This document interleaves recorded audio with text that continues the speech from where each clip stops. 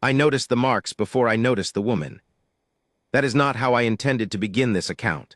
A king ought to open with something commanding, the weight of his crown, the breadth of his kingdom, the long line of his fathers stretching back into the granite dark of Stonmark's oldest rooms. But the truth is simpler and stranger than any of that, and I have learned since her that the truth is always worth more than the posture. So I begin where the story actually began, which was not at my coronation, not at the great hall table, not at the iron moon gate on the night the light went out, but in the east wall herb garden on an unremarkable morning in the 4th week of my reign, when I was walking the inner walls of Greyville, and she was crouching below the rampart, cutting stems of iron ash with her left hand, and holding the bundle with her right.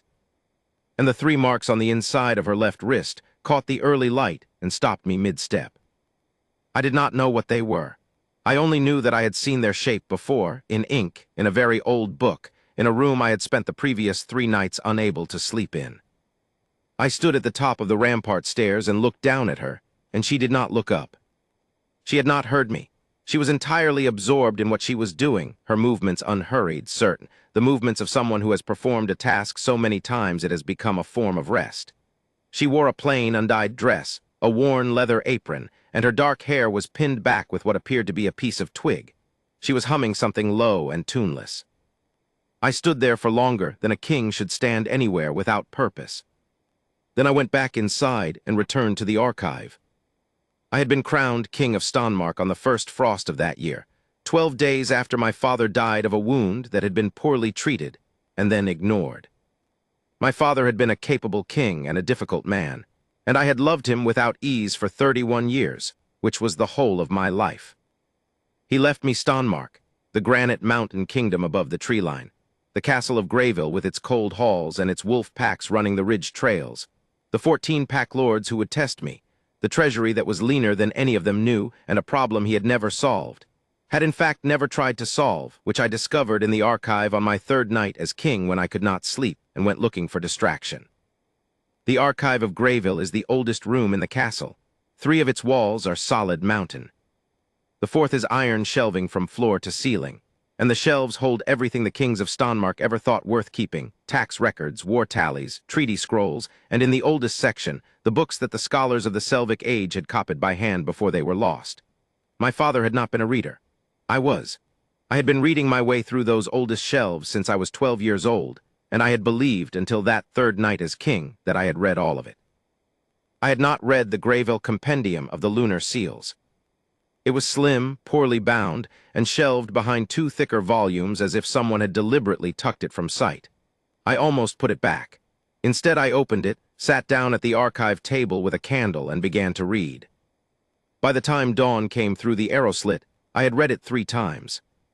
The compendium documented the seals, marks in the old language, used by the Selvic Luna line to bind the iron moon gate, the great sealed door in the lowest chamber of Greyville that had always been simply there in my memory, heavy and dark and locked, a door my father had shrugged at when I asked about it. Before my time, he had said. Before his father's time, too. Leave it alone. The compendium told me what it was. The boundary between Stonmark and the Old Moon Road, a passage the first kings of the Selvic line had used and then chosen to seal, and which could only be opened by a daughter of the Selvic bloodline pressing her marked wrist to the iron. The seal was not decorative, it was functional. The gate could not be forced, could not be cut, could not be burned. It would only yield to the marks. The last Luna of the Selvic line, the last recorded daughter of that bloodline, had disappeared from Greyville 22 years ago, before my time. The compendium said her name had been Sella, and that she had borne the 3 moon seals on her left wrist, the amber stag, the silver hawk, and the green mountain ash, each drawn in iron ash on the night of her binding and permanent as a brand. The compendium said nothing of what had happened to her. Only that she had gone, and the gate had sealed behind her and had not moved since. I went back to bed. I did not sleep. By morning I had decided that finding a daughter of the Selvic line, if any existed, was not a romantic quest, not a matter of the mate bond or the council's pressure to take a Luna. It was a practical matter of governance. I was king of a kingdom with a sealed door in its foundation that my father and his father had ignored for 2 decades, and I was not willing to inherit their incuriosity. There might be no living Selvic daughter. Probably there was not. But I would look, and I would do it systematically. I began with the records. The records were poor. The Selvig line had not been well documented even in its time. The scholar who wrote the compendium noted with some bitterness that the Luna's household had kept few papers. What Torben of Stonmark knew about Sella of the Selvig line after 4 nights in the archive was this. She had arrived at Greyville as a young woman, had served briefly as Luna, had borne the 3 moon seals on her left wrist, and had disappeared in the 22nd year before my coronation. There was no record of a child. There was no record of a marriage. There was, in a household ledger from that period, a single entry that stopped me when I found it on the 5th night. One foundling received at the east wall gate, female, infant, no family named, placed in the care of the herbalist's household. The date was 22 years ago, almost to the month of Sella's disappearance. It might mean nothing. Foundlings came through gates. It was not unusual. I went to bed and did not sleep, and in the morning I walked the inner walls of Greyville, which I did every morning to think. And I came to the rampart above the east wall herb garden, and I looked down. And I saw the woman crouching in the herb beds below the wall, cutting iron-ash stems with her left hand. And the 3 marks on the inside of her left wrist caught the early light and stopped me mid-step. I went back to the archive. I pulled the compendium open to the diagram on the 7th page, the one I had memorized by the 2nd reading, and I sat with it for a long time. The diagram showed the 3 moon seals of the Selvig line in the order they appeared on the wrist, the amber stag at the inner curve of the pulse point, the silver hawk at the center, and the green mountain ash just below the wrist's first crease. Each was rendered in precise detail. The scholar had been thorough. What I had seen on the woman's wrist in the herb garden was 3 marks, small and dark, positioned on the inside of the left wrist in a line. I had not been close enough to see their shapes clearly. I had been at the top of the rampart stairs, looking down at an angle in morning light. A cautious man would say he had seen 3 marks and nothing more. A credulous man would have already run down the stairs. I was neither. I was a methodical man, newly king, and what I did was send for the head of the castle household and ask, in a tone that I hoped conveyed nothing in particular, who worked in the east wall herb garden. The head of the castle household, an elderly woman named Brita who had managed Greyville's domestic affairs for longer than I had been alive, gave me a look that suggested she found the question mildly unusual from a king, but was too professional to say so.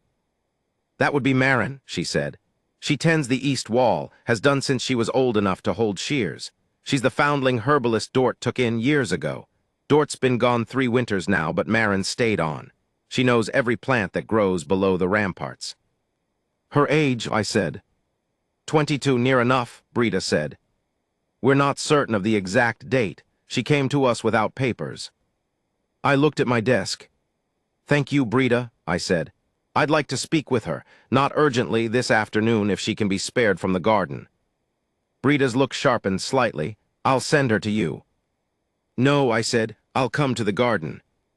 She was still in the herb beds when I came down the rampart stairs that afternoon, though she had moved to a different section. The iron ash was bundled and drying on the stone ledge, and now she was working among the lower plants, the frost-hardy ones that kept through Stonmark's long winters. She had her back to me when I reached the foot of the stairs, and she did not startle when she heard my boots on the stone.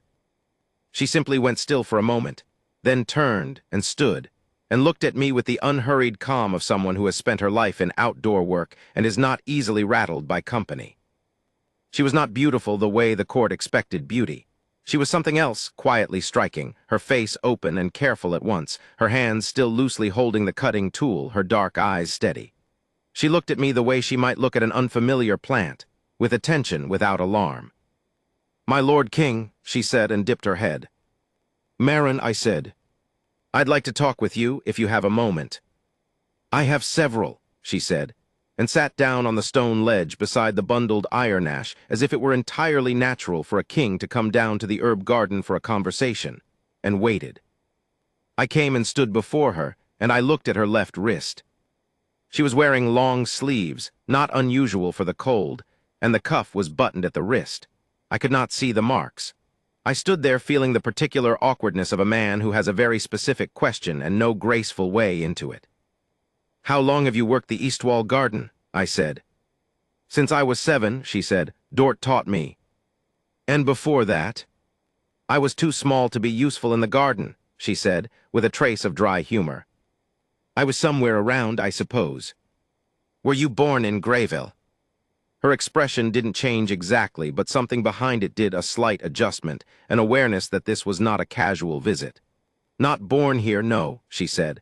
I was brought here as an infant. I don't know from where. Dort never told me, and I've never found papers. Your mother, I said carefully. Do you have any memory of her, any knowledge of her? Marin looked at me for a long moment. No memory, she said. I was too young, but Dort told me one thing when I was old enough to ask. She paused. She said my mother was a woman of consequence and that she had made Dort promise to keep me quiet and unremarkable, to let me grow up unknown.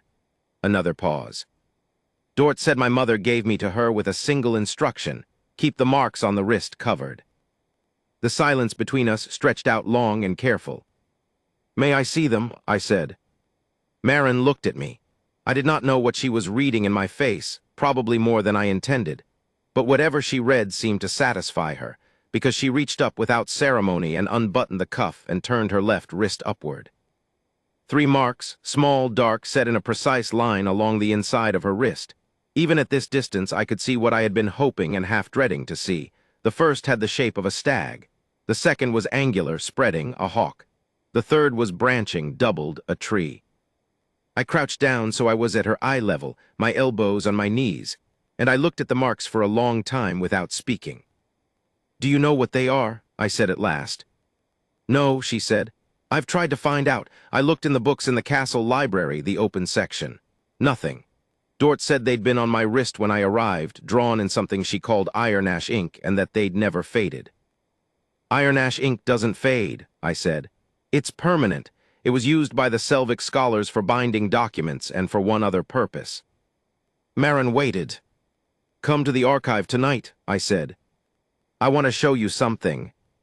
She came at the hour I had named, and she came alone, without ceremony, wearing the same plain dress and apron, the bundled iron ash smell still faint on her hands.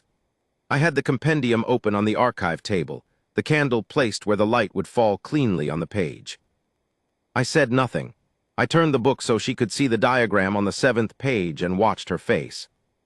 She looked at it for a long time. She looked at her wrist. She looked at the diagram again. She turned her wrist so the marks aligned with the page's drawing, the amber stag at the pulse point, the silver hawk at center, the green mountain ash at the crease, and the alignment was exact. She let out a breath that was not quite a sound. What is this book? She said, quiet. The Grayville Compendium of the Lunar Seals, I said. Written by a Selvig scholar approximately 25 years ago, it documents the marks used by the Luna line of Stonmark, the women of the Selvig bloodline who served as Luna to the kings of Grayville. The marks on your wrist are the 3 moon seals. They appear on every daughter of the Selvig line at binding, a ceremony performed at birth with iron ash permanent. They are not decorative. They are functional. Functional how? Marin said. I turned to the section that described the Iron Moon Gate. I read her the relevant passage, not all of it, but the necessary part, the part about the sealed door in the lowest chamber of Grayville, the part about what the marks were for. She listened without expression. When I finished, she said, You think I'm the daughter of the last Selvig Luna? I think the evidence points that way, I said. The timing, the foundling record from 22 years ago, the marks themselves, which I have now seen against the diagram and which match precisely. I'm not asking you to accept it as truth on the basis of one night's reading. I am asking you to consider it. And the door, she said. The Iron Moon Gate has been sealed since your mother disappeared, I said. If you are who I believe you are, you may be able to open it. Marin looked at the diagram for a while longer. Then she looked up at me, and her expression was careful and a little strange, not afraid, not excited, but deeply, quietly occupied, as if she were working through the solution to a problem she had been carrying unknowingly for a long time. She told Dort to keep me quiet and unremarkable, she said. My mother. Yes. She wanted me invisible. It would appear so. To keep me safe, Marin said. It was not a question. She was reasoning through it, piecing it together the way she would assess an unfamiliar plant methodically without rushing. Something was dangerous for her. She disappeared. She hid me first and then she disappeared. She paused. Did anyone look for her? That question had kept me awake 2 nights running, and the answer was worse for being simple. "I don't know," I said.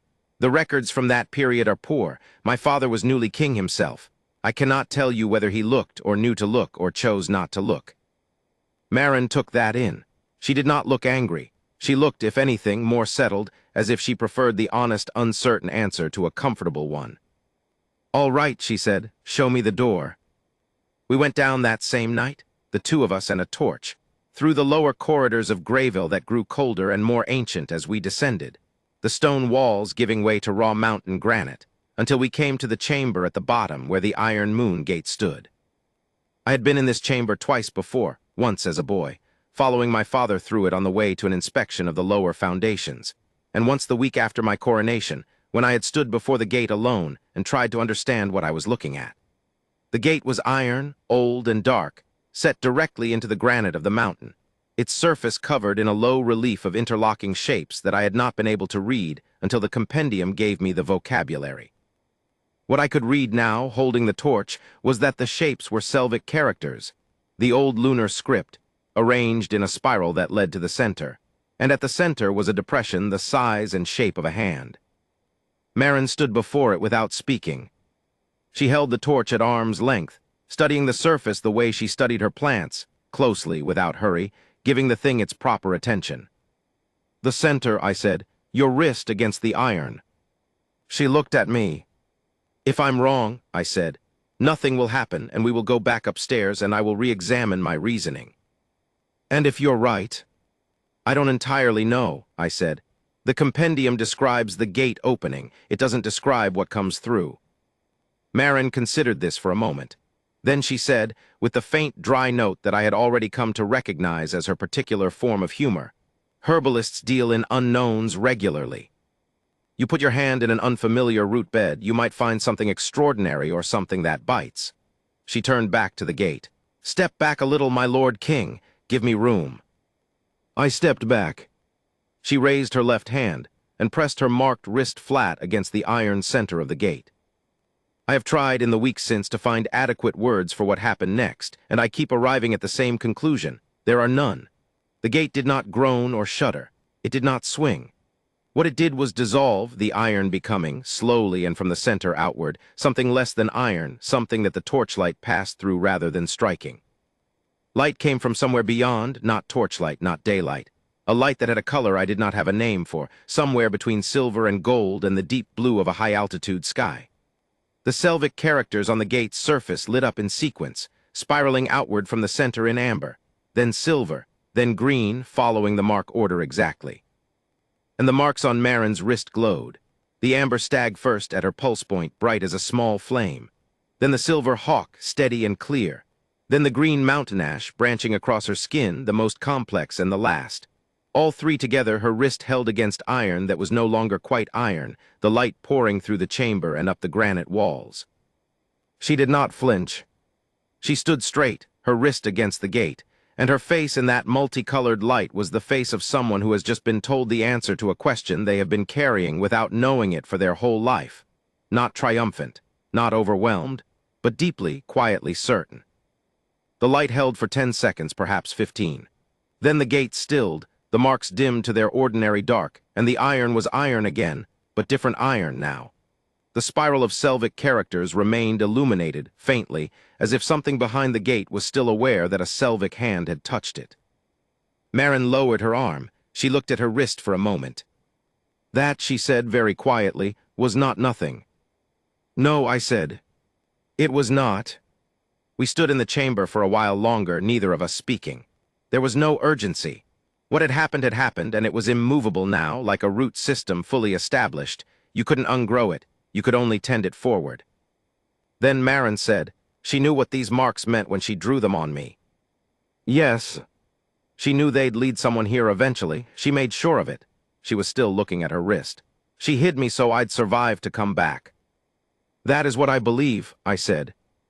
Marin was quiet for a long moment. Then she turned and looked at me, the full, careful look she'd given me in the herb garden, assessing without alarm, and said, "Why does this matter to you, my lord king? The gate is opened, or almost opened. You have what you came for." I had been thinking about how to answer this question since the moment I had found the foundling record in the household ledger. I had an answer prepared, a careful, diplomatic answer about the governance of Stonmark and the integrity of the Selvig legacy. I had meant to give that answer. What came out instead was the truth, which was simpler and more embarrassing. Because for 3 weeks, I said, I have been walking the halls of a kingdom where the most important woman in its history was growing herbs below the east wall, and no one had ever asked her name. Marin looked at me. That is not acceptable to me, I said, as a fact about Stonmark, or as a fact about myself, who walked those walls every morning and saw the garden and never came down. Something shifted in her expression. Not softness exactly, she was not a soft woman, something else. A recognition, perhaps, that I was telling the truth. You came down eventually, she said. For the wrong reason, I said. I came down because of the marks. I should have come down because you were there. She held my gaze for a moment, the steady herbalist's attention, reading me the way she read a plant she was trying to understand. And then something at the corner of her mouth moved just slightly. You're very honest for a king, she said. I'm trying to be, I said. I don't have much practice at it yet. That night I did not sleep, but for different reasons than before. The thing I had felt in the herb garden that first morning, when I had seen the marks and gone still at the top of the rampart stairs, I had been telling myself was recognition, the scholar's instinct that fires when a piece of evidence clicks into place. I had been telling myself this because I was a methodical man, and methodical men do not go still at the top of rampart stairs over a feeling in the chest that has no documentary basis. But lying awake in the dark, I was honest with myself in the way that only the dark permits. What I had felt in the herb garden was not the scholar's instinct. The scholar's instinct is cool and abstract. What I had felt was something that moved differently, a resonance, deep and very still, like iron finding a harmonic when a particular note is struck. I had felt it again in the archive, when she sat across from me and aligned her wrist against the diagram and let out that quiet breath. I had felt it in the gate chamber, when the light went through her. I had been feeling it for 3 weeks and calling it something else, because I was newly king, and there were 14 pack lords watching me, and the last thing a new king needs is to be unmade by a feeling he cannot explain. I lay in the dark and admitted that I was unmade. I had not been looking for a mate. My council had been looking for one, had been, in fact, quite persistent about the looking, had presented me with 3 suitable pack daughters in the first fortnight of my reign, and would certainly present me with more. I had regarded these presentations with the same detached patience I brought to all political necessities, and had felt nothing in particular. I had assumed I would feel nothing in particular for some years yet. I was not a man given to quick feeling. I was thorough, careful, inclined to verify before committing. I had assumed the mate bond, if it came, would be a thing I could evaluate and confirm in an orderly fashion. I had assumed wrong. The bond had arrived quietly and without announcement, the way the most significant things arrive, while I was looking at something else entirely, standing at the top of rampart stairs on an ordinary morning in the 4th week of my reign, watching a woman I had never spoken to cut herb stems below a wall. I did not tell her any of this.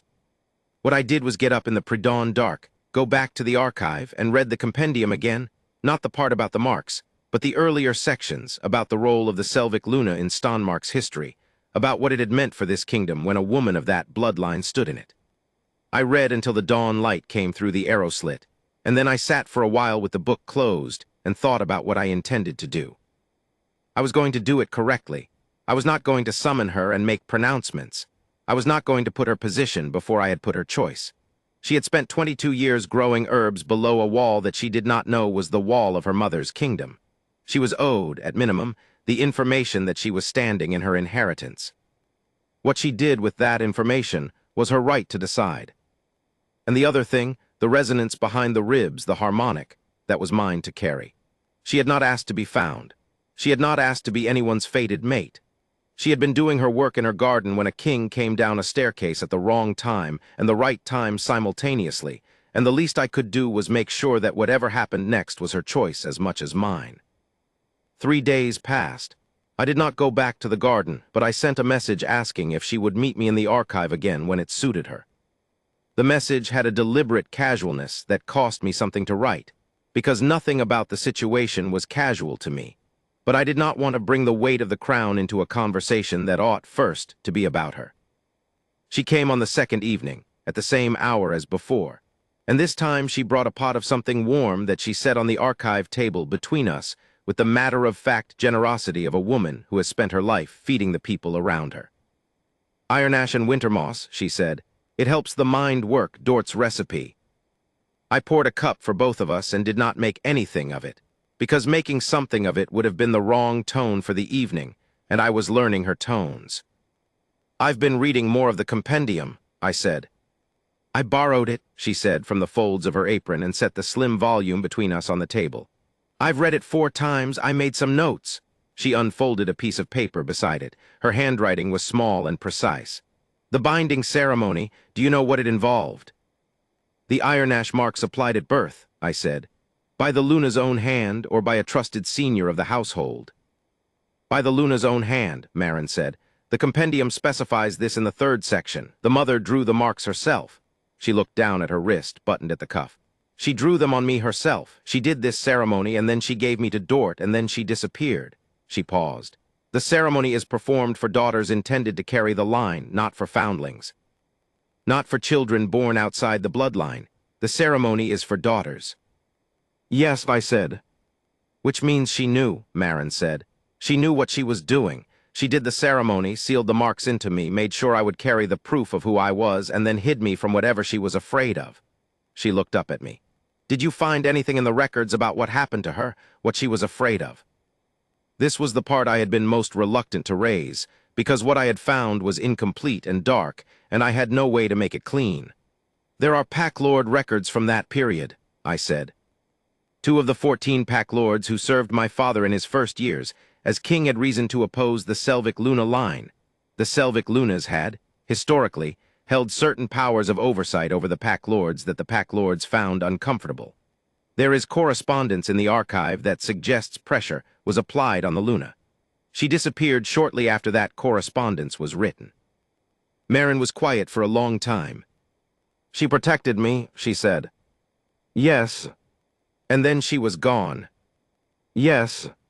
She pressed her lips together once, briefly, and then let it go, and I recognized that movement for what it was, grief for someone she had never known, contained with the discipline of a woman who had learned to manage her losses alone.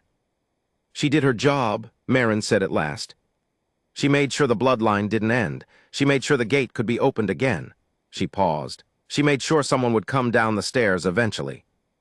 The last sentence was said with the dry note, but very quietly, and I did not respond to it with the lightness it half invited, because the moment was not light. "What do you want to do?" I said instead. She looked at me. "I'm asking you the same question." "I know what Stonmark needs," I said. "I know what the compendium says the Luna's role is. I know what the Pack Lords expect and what the Council will say and what the logical governance outcome of all this is." I looked at the table. "I'm not asking about any of that. I'm asking what you want. Because you have spent 22 years invisible in a kingdom that was yours, and you are owed a question before anything else about what you want." The silence between us was different from the earlier silences. Less the silence of 2 people working through information, and more the silence of 2 people standing at the edge of something large, finding their footing. "I want to know if the gate opens fully," she said. "I pressed my wrist against it and the light came through, but you said it closed again." "It did. The compendium suggests the full opening requires the Luna to complete the binding, a 2nd stage. But I don't know what that stage involves. The compendium is incomplete." "Then I want to find the rest of the compendium," she said. "Or whatever document will tell us what comes next." She paused. "After that, I'll think about the rest." "The archive is yours to use," I said. "I know," she said, and there was something in the way she said it, not possessive, not triumphant, but simple and deeply settled. That sounded like a woman beginning, very quietly, to understand that she was home. We found the second part of the compendium 11 days later. It had been there all along, in a different binding entirely, catalogued as a supplement to the treaty records, shelved in the political section, separated from its companion volume by someone who either did not understand what it was or very much did and had chosen accordingly. I found it on the 9th day. Marin was already in the archive when I arrived with it. cross-referencing the household records from her mother's time. Her notes spread in the precise, tidy arrangement I had come to recognize as her working state. She looked at the second volume. She looked at me. She took it from my hands without ceremony and opened it. We read it together across the archive table, over the iron ash tea she had by now simply taken to bringing each evening. The second volume described the completion of the binding, the full opening of the moon gate, which required the Luna to speak the names of the three seals aloud in the Selvic language while her marked wrist touched the iron. It required the king to be present. It required witnesses, the pack. Marin read this last part and looked at me. "The pack," she said. "Yes." She was quiet for a moment. I knew what she was thinking. The pack of Stonmark had overlooked her for 22 years, had walked past her in the corridors and past her in the herb garden and past her in the kitchens with their eyes elsewhere, had known she existed in the comfortable way that people know about things they have never had to notice. The pack would come to the gate chamber because I called them. They would witness what happened because I commanded it. And they would see, in front of the iron in the gate's light, what they had been walking past for 22 years. She was thinking about whether she wanted to do that. "You don't have to," I said. "The gate can stay sealed." "Stonmark has managed." "Has it?" she said, and the question was genuinely curious, not pointed. "What is behind the door?"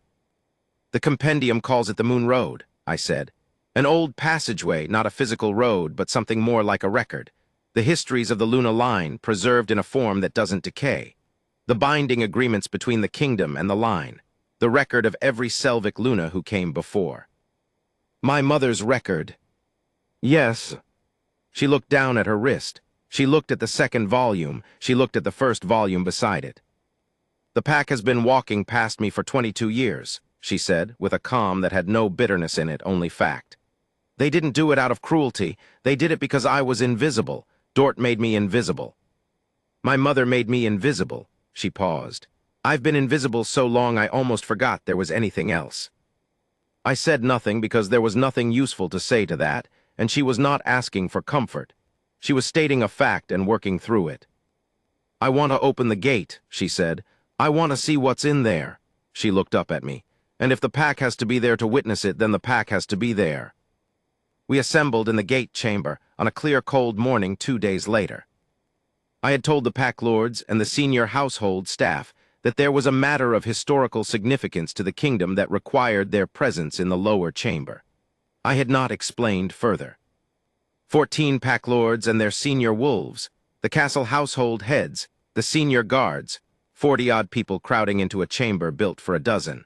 All of them looking at the iron moon gate with the particular expression of people who have passed a room all their lives and never wondered what was in it. Marin was the last to enter. She came alone, without ceremony, wearing her plain dress, the cuff unbuttoned at the left wrist already, the 3 marks visible in the torchlight. She walked through the assembled pack to the front without looking left or right, not defiant, not performing, simply purposeful, the way she moved in her garden.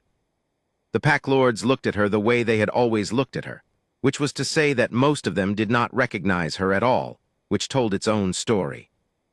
I stood to her left, a step back, because this moment was not mine. She faced the gate. She raised her left hand. She pressed her wrist against the iron center. Then she spoke the names of the 3 seals, in the Selvic language, in a voice that was steady and clear and carried in the stone chamber without effort. The name of the amber stag, the name of the silver hawk, the name of the green mountain ash. The gate came alive the way it had before, the dissolving iron, the light from beyond, but this time it went further. The light expanded. The entire surface of the gate became translucent, the Selvic characters blazing in their 3 colors, amber, silver, green, spiraling outward from the center in a pattern that read, to anyone who knew the compendium, as a list of names. The names of every Selvic Luna who had stood in this chamber before her, written in light, spiraling outward through the iron until the whole door was a record. And at the center, in a different color, a deep, steady blue that had not been in the compendium's description, a single name. Sella. Her mother's name written in the gate itself, permanent as a root. Marin's marks glowed. Amber, silver, green, all 3 at once, brighter than they had been on the first night, the gate fully opened, fully awake, fully recognized. I heard the sound behind me change. 40 people in a stone chamber, many of whom had never heard silence like the one that descended, most of whom had walked past this woman in the corridor that morning without seeing her. The silence of a pack confronted with 22 years of their own blindness, made visible in iron and light. I stepped forward so I was beside her, and I turned to the pack and I went to one knee. It was not a planned gesture. I want to be precise about that, because I have been asked about it since, and I would not want it to seem calculated. It was simply what my body understood before my mind had finished the sentence. She had pressed her wrist against an iron door that had been sealed for 22 years, and the door had opened in light, and the names of her mothers were written in the walls, and the only right response I had to that was to kneel. The pack lords knelt behind me, their wolves followed, the castle household, the guards, all of them. Marin stood with her wrist still against the fading light of the gate, and she looked at the room full of people on their knees, and her expression was not what I had expected. Not vindicated, not triumphant, something quieter and more complex, a woman seeing for the first time the shape of the space she had always occupied without knowing it. The space her mother had preserved for her at great cost, with a dying woman's last careful act. She lowered her arm, the gate stilled. The light receded to that faint, steady glow, the moon road open now, waiting, permanent. She looked at me. I was still on one knee. I held her gaze, and I did not speak because this was not the moment for speaking. After a long moment, she gave me the faintest nod, the same deliberate attention she brought to everything, measured and real. That was 6 weeks ago. What has happened since? Marin moved from the herbalist's quarters to the Luna's chamber, at her own pace and on her own terms, and she brought the herb bundles with her and hung them in the window, and they made the old room smell like the east wall garden, which I found I did not mind at all. The pack lords went through the sequence of political recalibration that pack lords always go through when something happens that they did not anticipate, and 2 of them, the 2 whose families had pressured my father's court in the year of Sella's disappearance, came to me separately and said things that were in the region of apologies without quite arriving there, and I received their words with less generosity than I might have and more than they deserved. There is an investigation in progress into what happened to Sella of the Selvik line, and I intend it to be thorough. Marin has been to the gate chamber 6 more times. She goes alone in the early mornings, and she reads the names. She is learning the Selvik language from the texts in the archive. She told me one morning over iron ash tea at the archive table that she thinks she can hear something through the gate, not a voice, not quite, but a quality of air that feels like intention, like a record waiting to be read. She said this with her characteristic lack of drama and her characteristic precision, and I wrote it down because I write down what she says. The pack has learned her name. This took less time than I expected, and more collective embarrassment than I had predicted, which is a fair response to the discovery that the most important woman in your kingdom has been growing herbs outside your window for 22 years. I do not think embarrassment is enough, but it is a beginning. She does not require their guilt.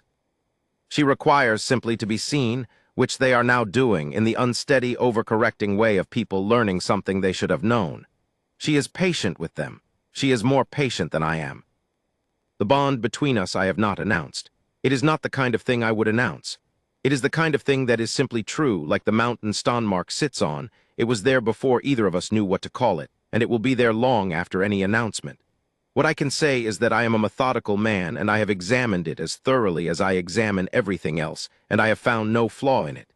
It is sound. It is, in fact, the soundest thing in my life, which is not a sentence I would have been capable of 6 weeks ago. She knows. She has known, I think, since the archive on the 2nd evening, when she sat across from me and poured iron ash tea into 2 cups with the unhurried certainty of a woman who is making herself at home somewhere she has never been, and looked at me over the rim of her cup with that steady herbalist's attention, and said nothing, because she is not a woman who says things before she has thought them through. She told me something 3 weeks after the gate, when we were sitting together on the rampart above the east wall herb garden in the late afternoon light, the garden she had tended for 15 years, the wall below which she had grown up invisible. She didn't just hide me, Marin said. She was looking out over the kingdom, the granite ridges and the wolf trails and the pale winter sky above the tree line. She put me exactly where I'd be safe and productive and close to the thing I was meant to open. She put me below the east wall, which is the wall closest to the gate chamber. She paused. She thought it all out. She did, I said. She couldn't come back, Marin said. But she put me in the right place so that when the right person finally came down the stairs, I'd be there. I thought about this. I thought about the morning I had stood at the top of those stairs and seen the marks in the early light and gone still, and how close I had come, in those first weeks of being newly king and overwhelmed, to not walking the inner walls at all, to spending my mornings in the council hall instead, being methodical in the ways kings are expected to be methodical, and never coming down. She trusted that someone would come, I said. She trusted that the marks would be seen eventually, Marin said. She trusted the marks to do their work. She turned and looked at me, and there was something in her expression that was new, warmer than her usual precision, and very direct. 3 marks on a dead woman's wrist, her last act. She drew them on me in the dark, probably while she was afraid, probably while she was running out of time. And 22 years later, they brought a king down a staircase. I held her gaze. They brought me to the garden, I said. The garden you've been tending for 15 years. Yes, she said. I should have come down years ago, I said. Not for the marks, for the garden, for the person in it. Marin looked at me for a long moment, and then she looked back out at the kingdom, the ridges and the trails and the winter sky, and said very quietly, "You came when you came. That's what matters." We sat on the rampart until the light went.